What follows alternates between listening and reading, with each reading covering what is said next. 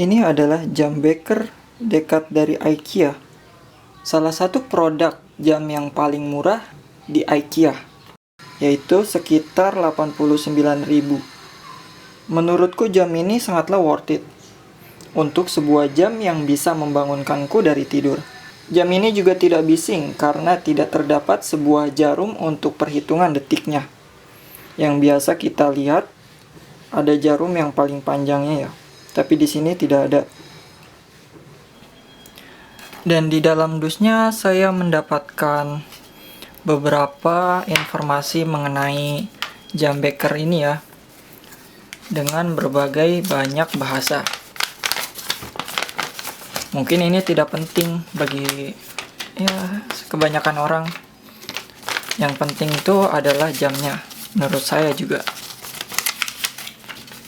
Ini juga sama, buku petunjuknya juga. Dan ini adalah packingnya. Ya seperti ini, bukan seperti kotak-kotak yang ada tutup bukanya, tapi ini hanya bolong di tengah-tengah kayak gitu. Dan bentuknya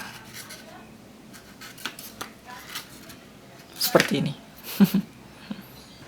Di belakang jam IKEA ini terdapat 3 tombol konfigurasi untuk pengaturan waktunya ya.